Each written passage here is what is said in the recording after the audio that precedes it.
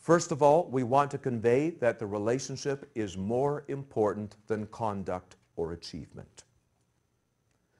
It's not what they do, it's who they are in relationship to us. So we want to, in word, in gesture, in tone of voice, we want to convey to them that it's not behavior that's the bottom line, it's relationship that's the bottom line.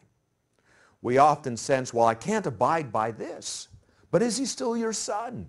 Is he still your daughter? Does it transcend that? Do they know that? Children don't automatically know that.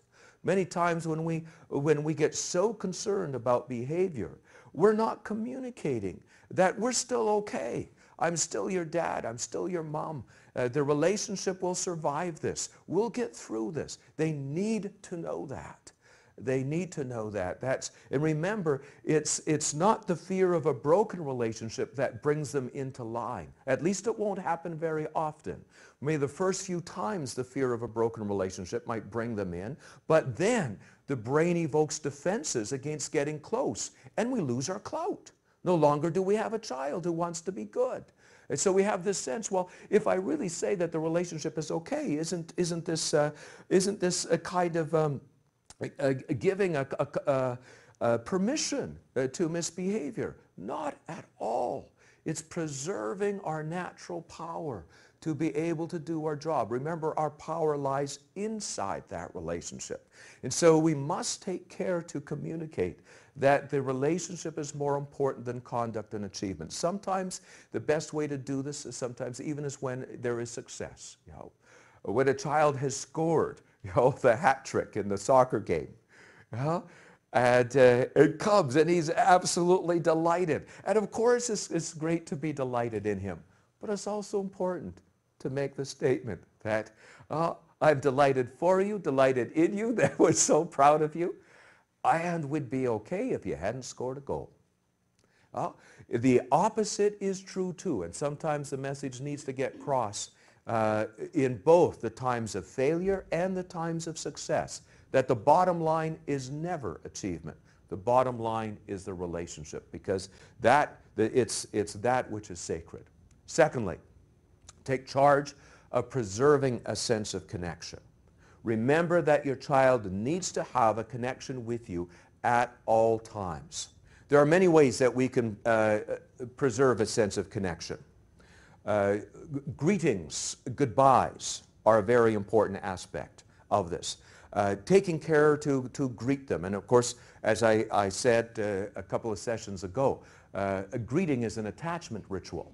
It's getting in somebody's space in a friendly way, collecting the eyes, the smiles, and nods. So we're greeting, and greeting after every separation, and after there's been some absence, or they've been involved in another activity. And so you greet to preserve the connection. Goodbyes are also important. I don't like the actual term goodbye. It's so final. What goodbyes are meant to be is to bridge the absence. Auf Wiedersehen, au revoir, until we meet again. Some other languages are much better than we are. Ours is so final. There always must be the sense that it is bridging the absence and finding a way of being able to do this. Because the greeting says, until, that now we go on hold in terms of a relationship, but we get back, and then we greet again. The goodbye is that bridge, and having that sense of doing this. We should have rituals around the goodbyes. We do with our preschoolers, do we not?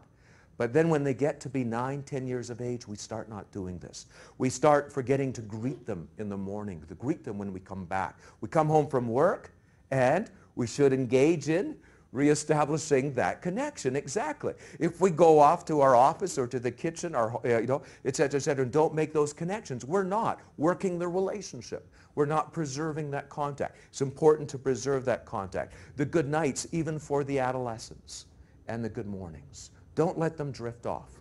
These are very, very important ways of being able to bridge absences. For the ones that have a hard time holding on to you, maybe in school, the notes in the lunchbox, the reminders, a picture of you that they can keep For the girls, maybe in a locket. Something, you know the way, again, lovers do. All kinds of ways. They have so many ways that they preserve a sense of connection with each other. And yet they're adults. If that is true for them, how much more should we be, in a sense, moms and dads, the best lovers of all, in the sense of being able to preserve a sense of connection, thinking always of them, that they need to be able to hold on to us. Again, it comes from a place of that natural arrogance, that I am your best bet. You need to have that kind of, preserve that connection. And it's assuming responsibility for that. Thinking just of an example of this, one mother that was very, very creative, the son very attached to her and having a great difficulty with the 2-week absences because of split parenting. And mom finally figured out what to do. Put some of her perfume on the pillow and gave it to him in terms of to take with him. And it made all the difference in the world. He was able to keep his mom close. He could just run to his pillow, have a sniff of the perfume, and there was that sense of connection. There are so many ways that we can do this. We just simply have to assume the responsibility and let our creativity reign. Once we know what the issue is, then we can find ways to solve that problem.